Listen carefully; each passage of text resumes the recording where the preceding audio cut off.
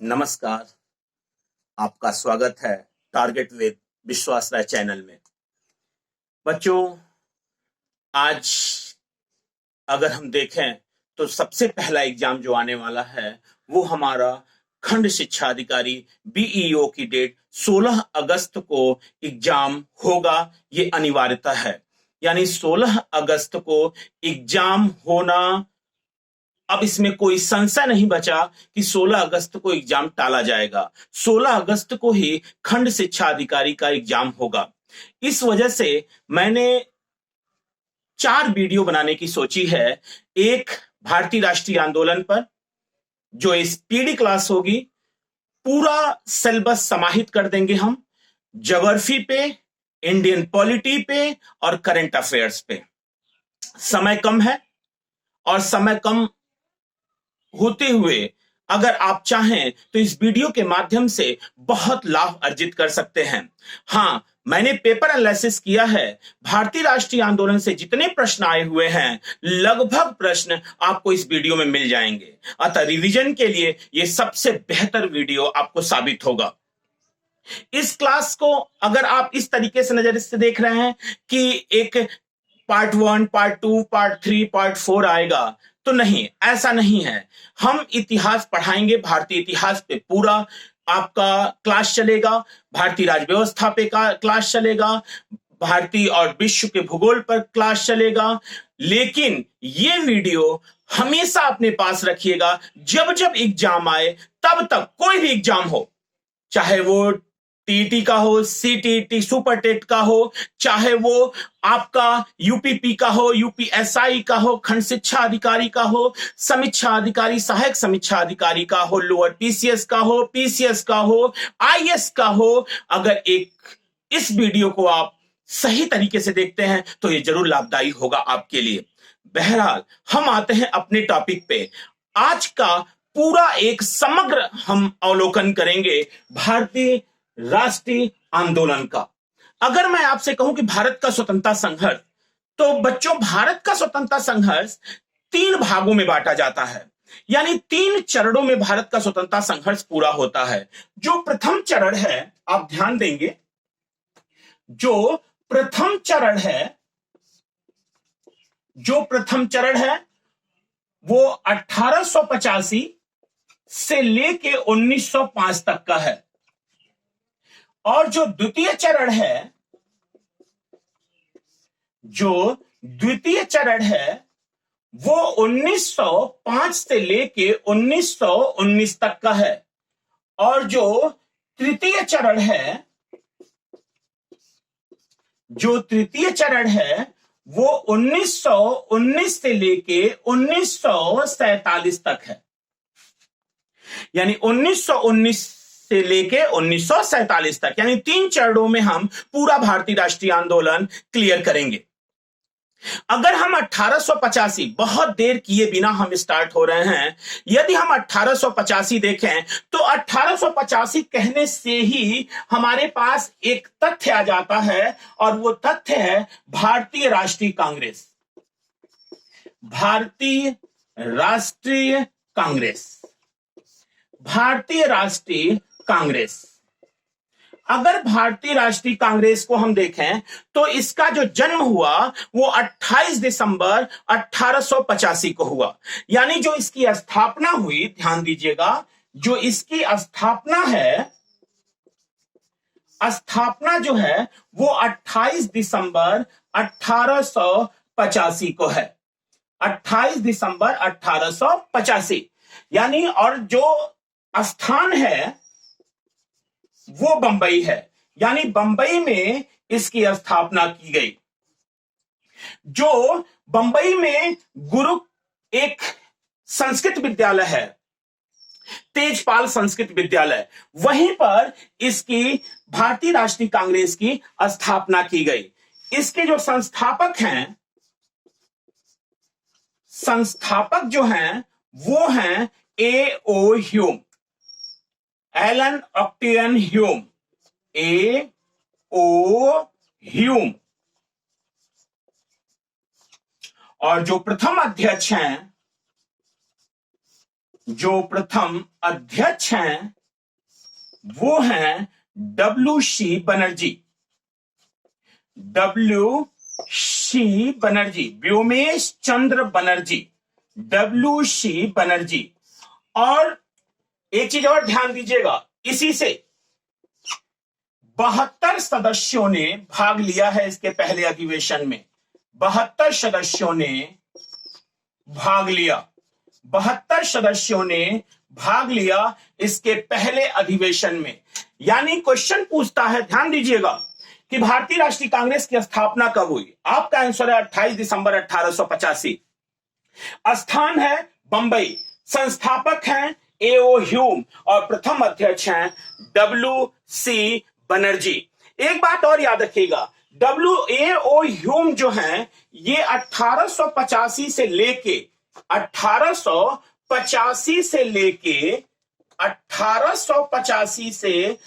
1906 तक ये महामंत्री रहे हैं।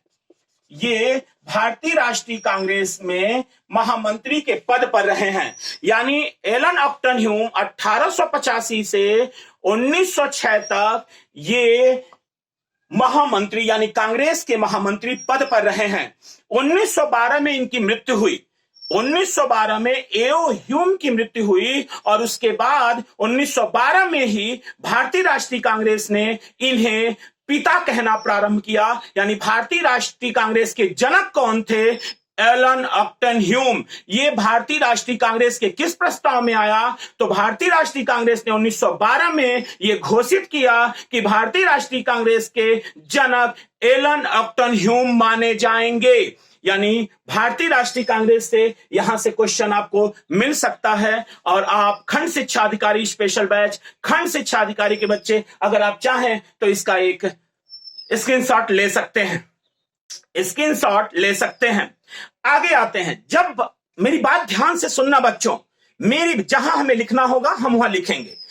भारतीय राष्ट्र, पहले इसका नाम भारतीय राष्ट्रीय संघ था। दादा भाई नौरोजी के संशोधन से या दादा भाई नौरोजी की अनुशंसा पर भारतीय राष्ट्रीय संघ से इसका नाम बदलकर भारतीय राष्ट्रीय कांग्रेस किया गया। यदि आपसे प्रश्न पूछता है कि भारतीय किसकी अनुशंसा पर, किसकी सलाह पर भारतीय राष्ट्रीय कांग्रेस का नाम दिया गया, तो आपका आंसर होगा दादा भाई नौरोजी। दादा भाई नौरोजी। अगर भारतीय राष्ट्रीय कांग्रेस पे थोड़ी सी हम चर्चा कर लें, फिर हम आगे बढ़ते हैं। भारतीय राष्ट्रीय कांग्रेस की अगर हम बात करें तो क्वेश्चन पूछता है आपसे कि भारतीय राष्ट्रीय कांग्रेस के प्रथम अध्यक्ष कौन थे। आंसर हो जाता है आपका कि डब्ल्यू.सी. बनर्जी, व्योमेश चंद्र बनर्जी। दूसरा क्वेश्चन पूछता है कि भारतीय राष्ट्रीय कांग्रेस में प्रथम मुस्लिम अध्यक्ष कौन था। भारतीय राष्ट्रीय कांग्रेस में प्रथम मुस्लिम अध्यक्ष कौन था? तब आपका आंसर हो जाता है बदरुद्दीन तैयब जी। बदरुद्दीन तैयब जी। और फिर तीसरा क्वेश्चन पूछता है भारतीय राष्ट्रीय कांग्रेस का प्रथम अंग्रेज अध्यक्ष कौन था? तब आपका आंसर होता है जॉर्ज यूल। George Yule. और फिर आपसे क्वेश्चन पूछता है भारतीय राष्ट्रीय कांग्रेस की प्रथम महिला अध्यक्ष कौन थी? तब आपका आंसर होता है एनी बेसेंट। तब आपका आंसर होता है एनी बेसेंट। और जब क्वेश्चन पूछता है भारतीय राष्ट्रीय कांग्रेस की प्रथम भारतीय महिला कौन थी, तब आपका आंसर होता है श्रीमती सरोजनी नायडू। श्रीमती सरोजनी नायडू। और फिर जब क्वेश्चन पूछता है आपसे कि स्वतंत्रता के समय भारतीय राष्ट्रीय कांग्रेस का कौन अध्यक्ष था, तब आपका आंसर होता है, आप तुरंत पहुंच जाते हैं जे.बी. कृपलानी। क्वेश्चन ध्यान से सुनिएगा। 1947 में दो लोग बने हैं। जे.बी. कृपलानी भी कांग्रेस के अध्यक्ष रहे हैं और डॉक्टर राजेंद्र प्रसाद भी कांग्रेस के अध्यक्ष रहे हैं। लेकिन जब भारत स्वतंत्र हुआ, यानी 15 अगस्त 1947, जब भारत को स्वतंत्रता मिली, उस समय कांग्रेस की अध्यक्ष की कुर्सी जे.बी. कृपलानी के पास थी। जे.बी. कृपलानी। अब आते हैं टॉपिक पे। आपने इतनी चीजें क्लियर कर ली हैं। जे.बी. कृपलानी भारतीय राष्ट्रीय कांग्रेस के अध्यक्ष थे जब भारत को स्वतंत्रता मिली। बढ़िया। अब आते हैं 1892 पे। 1892 का एक भारत सरकार अधिनियम है।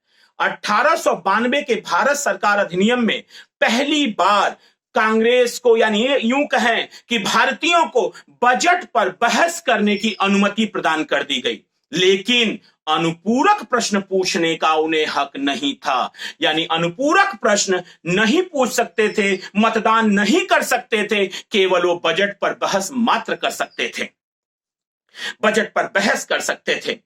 आते हैं आगे, 1896 में आते हैं हम।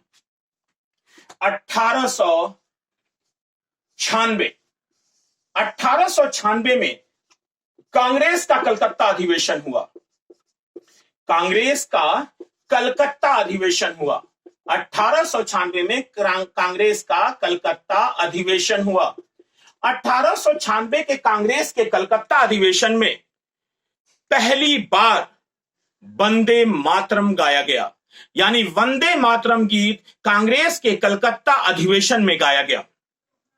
कांग्रेस के कलकत्ता अधिवेशन जिसकी अध्यक्षता 1896 में रहमतुल्लाह शयानी कर रहे थे।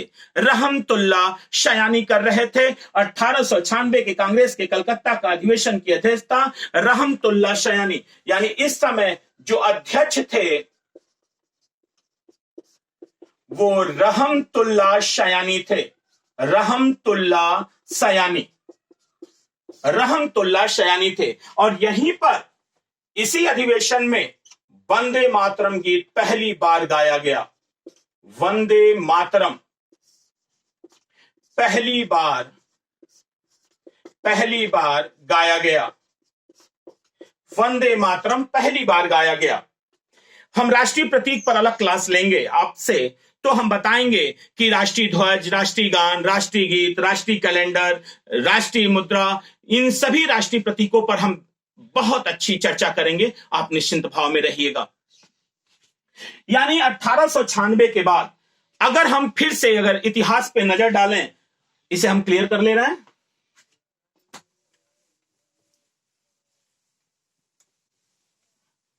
1896 के बाद यदि हम पुनः नजर डालें तो 1905 का बंगाल विभाजन हमें याद आ जाता है।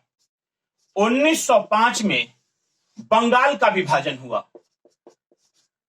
बंगाल का विभाजन हुआ 1905 में बंगाल का विभाजन हुआ और विभाजन करता है वायसराय है लॉर्ड कर्जन। लॉर्ड कर्जन 1905 में बंगाल का विभाजन हुआ और इस विभाजन का जिम्मेदार लॉर्ड कर्जन है। उसका मूल कारण क्या था? लॉर्ड कर्जन जो अपना एक व्यू देता है, वो कहता है कि बंगाल एक बहुत बड़ा राज्य है और प्रशासनिक दृष्टिकोण से इसको बांटना अति आवश्यक है। लेकिन इसके मन में क्या छिपा हुआ है? मन में केवल इतना छिपा हुआ है कि किसी तरीके से हिंदू और मुसलमान यानी डिवाइड एंड रूल की पॉलिसी लागू कर दी जाए ताकि इनका विभाजन हो जाए। अगर आप बंगाल को अगर आप जान रहे हो तो उस समय बंगाल, बिहार, उड़ीसा यानी एक प्रांत हुआ करते थे। यानी इसका मतलब अगर आज वर्तमान समय के परिवेश को देखा जाए तो बांग्लादेश जो आपका एक पड़ोसी मुल्क है, पश्चिम बंगाल जो आपका राज्य है, बिहार, झारखंड जो आपके राज्य हैं और उड़ीसा, यानी इतना मिलकर एक बंगाल का इलाका होता था। वास्तव में प्रशासनिक दृष्टिकोण से दिक्कत होती, लेकिन उसका साध्य नहीं सही था, उसका विचार नहीं सही था, उसके मनोभाव नहीं सही थे और यही मूल कारण था कि भारत में इसका विरोध होना चालू हो गया। बंगाल वो धरती थी जहां से अगर हम देखें तो लगभग 80% हमारे सामाजिक धार्मिक आंदोलन के जन्मदाता, यानी अगर हम देखें तो 80% भारतीय राष्ट्रीय आंदोलन स्वतंत्रता संघर्ष में सेनानी यही बंगाल की धरती से निकल के आए। आप राजा राम मोहन राय, ईश्वरचंद्र विद्यासागर से लेके नेताजी सुभाष चंद्र बोस, रामकृष्ण परमहंस, स्वामी विवेकानंद, अरविंद घोष, अगर हम एक रास बिहारी घोष अगर हम नाम लेना एक तरफ से स्टार्ट करें तो नाम खत्म ही नहीं होते बंगाल के सेनानियों के। यही मूल कारण था कि लॉर्ड कर्जन चाहता था कि वो इस बंगाल को विभाजित कर दे ताकि इनके बीच एक बंटवारा हो सके। यही मूल कारण को स्पष्ट करने के लिए लॉर्ड कर्जन ने 1905 में बंगाल का विभाजन लागू कर दिया। बंगाल का विभाजन जब लागू हुआ यानी 20 जुलाई, उसकी एक डेट आती है 20, आप याद रखिएगा कि हम 4 डेट लिखने वाले हैं। 20 जुलाई 1905, 20 जुलाई 1905 के बाद 7 अगस्त 1905, 7 अगस्त 1905 के बाद 16 अक्टूबर 1905 और 1911, ये 4 हैं जो बंगाल के विभाजन से संबंधित हैं। आपको यहां से प्रश्न मिल जाएंगे। अगर आपसे पूछता है, आपसे क्वेश्चन पूछता है कि विभाजन का निर्णय कब लिया गया, आपका आंसर होगा 20 जुलाई 1905 को विभाजन का निर्णय लिया गया। विभाजन का निर्णय लिया गया 20 जुलाई 1905 को।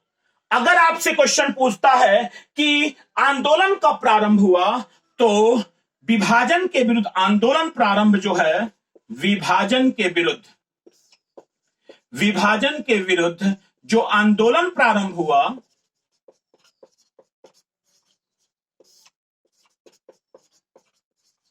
विभाजन के विरुद्ध जो आंदोलन प्रारंभ हुआ वो 7 अगस्त 1905। यही वो डेट थी जब पूरे भारत में हम कह रहे हैं, बंगाल में ही नहीं पूरे भारत में इस विभाजन के विरुद्ध आवाजें उठने लगी। इसको शोक दिवस के रूप में बंगाल में मनाया गया। और एक बात और याद रखिएगा, नोट कर लीजिएगा अपनी कॉपी में, कि गुरुदेव रविन्द्रनाथ टैगोर ने इसी दिवस को राखी दिवस के रूप में मनाने का निर्णय लिया। यानी उन्होंने कहा कि राखी बांधकर एक दूसरे पर एकता को स्पष्ट करें, हम एक हैं। 16 अक्टूबर 1905 जब बंगाल का विभाजन प्रभावी हो गया, बंगाल का विभाजन प्रभावी हो गया, बंगाल का विभाजन प्रभावी हुआ और 1911 में बंगाल का विभाजन रद्द कर दिया गया। बंगाल का विभाजन रद्द, और ये रद्द हुआ लॉर्ड हार्डिंग द्वितीय।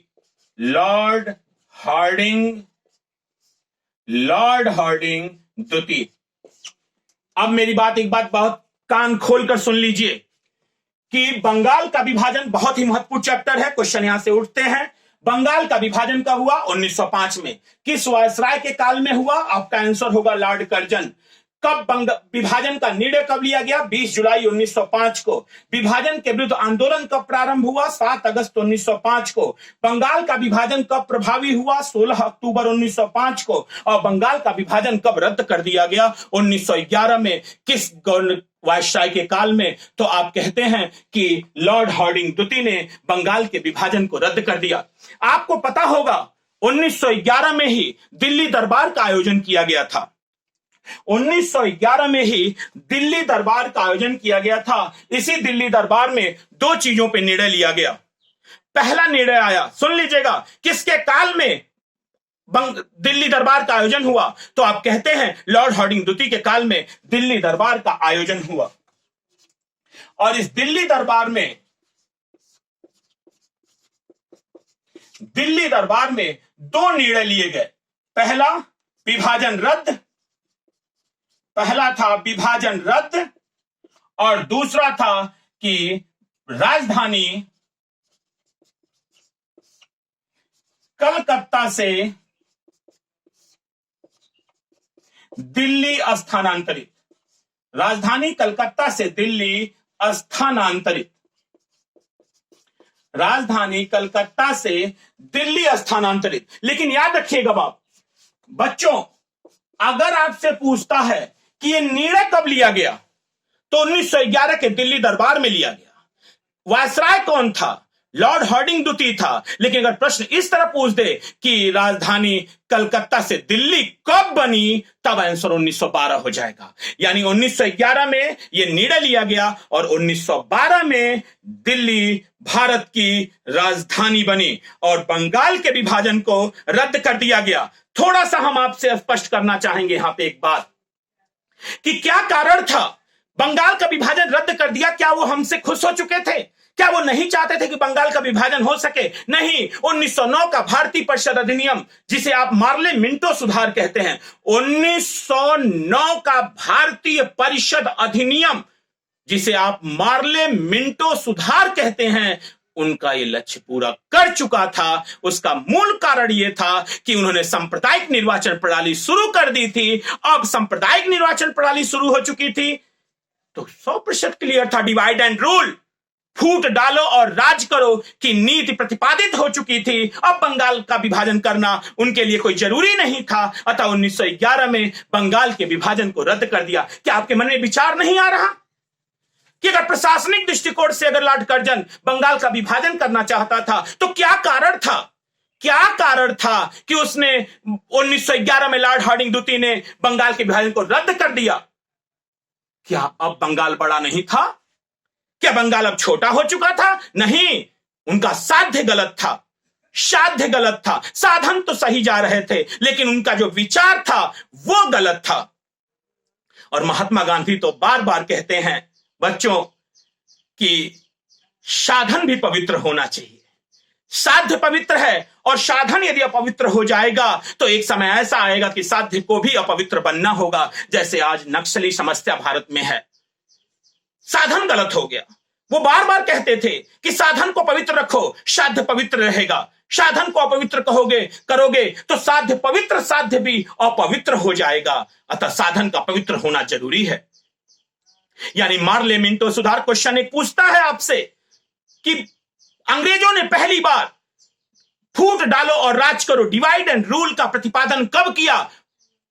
उसका एक ही आंसर है 1909 का भारतीय परिषद अधिनियम, जिसे हम मार्ले मिंटो सुधार कहते हैं। मार्ले मिंटो सुधार कहते हैं। और यही है मार्ले जो भारत मंत्री है और मिंटो उस समय वायसराय है। और मिंटो मार्ले को पत्र लिखता है यहां से। ब्रिटेन कहता है कि हम एक ऐसे नाक के दांत बो रहे हैं जिसका आने वाले समय में एक भीषण परिणाम होगा। और आज हम देख रहे हैं उसी डिवाइड एंड रूल के चक्कर में फंसकर हमने इस अखंड भारत को तोड़ दिया और दो देशों का निर्माण किया, भारत और पाकिस्तान। 3 जून 1947 माउंटबेटन योजना, जिसे बाल्कन प्लान कहते हैं। आते हैं हम आगे पुनः आपके एक अलग टर्म पे। हम इसे साफ कर रहे हैं। अगर स्क्रीनशॉट लेना चाहें तो आप स्क्रीनशॉट ले सकते हैं। आप स्क्रीनशॉट ले सकते हैं।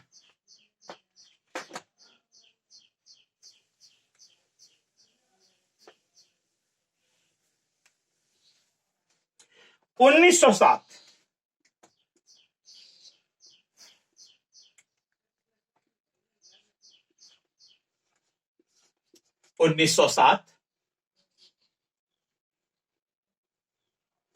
1907 सूरत विभाजन। 1907 सूरत विभाजन। 1907 में कांग्रेस का सूरत अधिवेशन हुआ। और 1907 से पहले हम 2 अधिवेशनों पर चर्चा करना चाहेंगे। आप जरूर इसका हमें समर्थन देंगे। 1905 और 1906। 1905 बनारस अधिवेशन, ध्यान दीजिएगा। 1906 कलकत्ता अधिवेशन,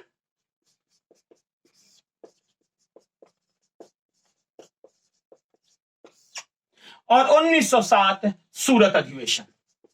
बहुत ही महत्वपूर्ण है एग्जामिनेशन के दृष्टिकोण से। बहुत ही महत्वपूर्ण है एग्जामिनेशन के दृष्टिकोण से। 1905 बनारस अधिवेशन, अध्यक्ष हैं गोपाल कृष्ण गोखले। गोपाल कृष्ण गोखले। कलकत्ता अधिवेशन 1906, अध्यक्ष हैं दादा भाई नौरोजी। दादा भाई नौरोजी।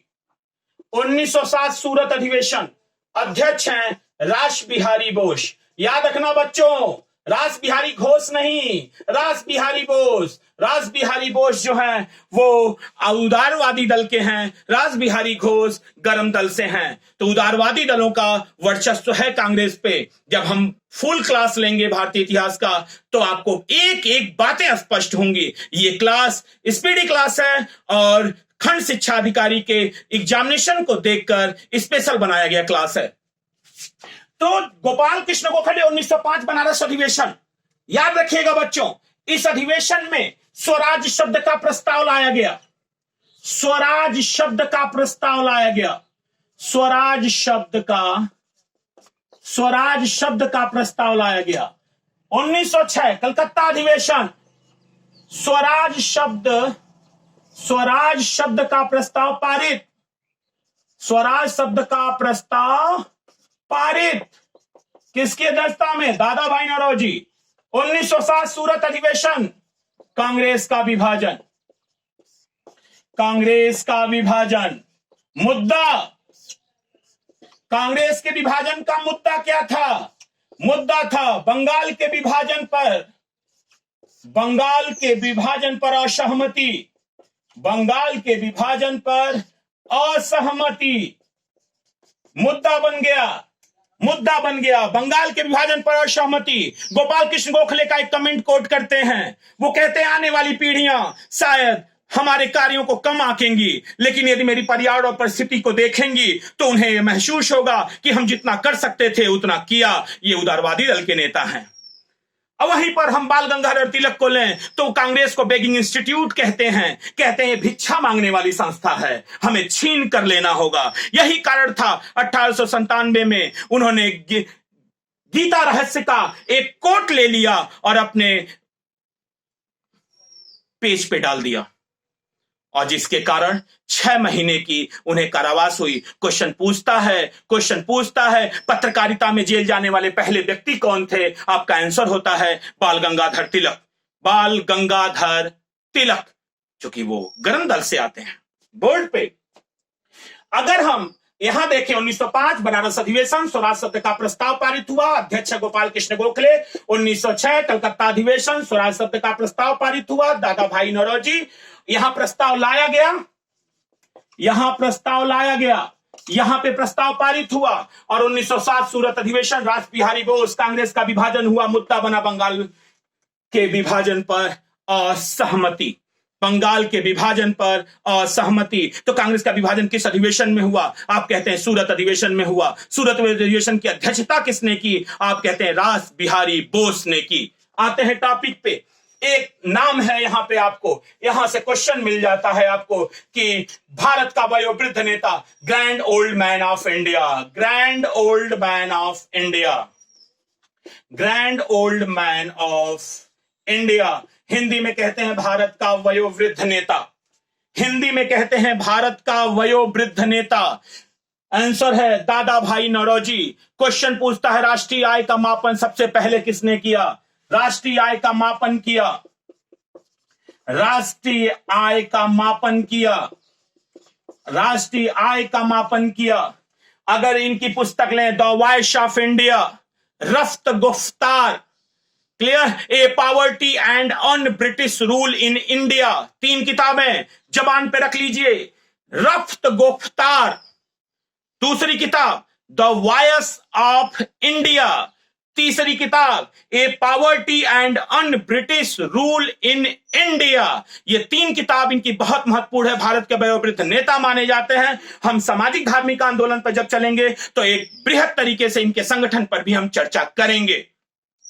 आते हैं, और यही दादा भाई नौरोजी क्वेश्चन पूछता है राष्ट्रीय आय का मापन किसने किया? तो आप सबसे पहले राष्ट्रीय आय का मापन किसने किया? आपका आंसर होता है Dadabhai Naoroji. A poverty and un British rule in India में वो लिखते हैं कि गंगा से पानी को सोखा जा रहा है और टेम्स में ले जाके निचोड़ दिया जा रहा है। निचोड़ने का अर्थ था गंगा भारत को प्रदर्शित करती थी और टेम्स के किनारे लंदन बसा हुआ इंग्लैंड को प्रदर्शित करता है। उनके कहने का अर्थ था कि भारत से धन का निष्कासन हो रहा है, इसी को धन के निष्क्रमण का सिद्धांत कहा जाता है। और ये क्वेश्चन और बनता है इनसे, बच्चों स्पष्ट रहिएगा कि धन के निष्क्रमण का सिद्धांत किसने दिया?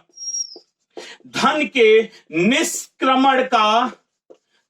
निष्क्रमण का सिद्धांत किसने दिया?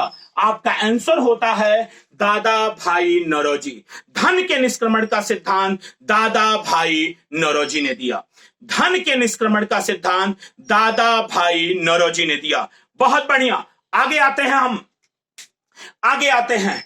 एक आपको सुन लीजिएगा ध्यान से मिटा दे रहे हैं, साफ कर दें, आप इसको ले सकते हैं स्क्रीनशॉट। क्वेश्चन नहीं छूटेगा, यकीन मानिए क्वेश्चन नहीं छूटेगा। खंड शिक्षा अधिकारी 16 अगस्त आपके लिए, और जितने भी एग्जाम, जब जब आपके एग्जाम आए, लोक सेवा आयोग, संघ लोक सेवा आयोग, एसएससी, यूपीपी, यूपीएसआई, लेखपाल, आप इस वीडियो को सेव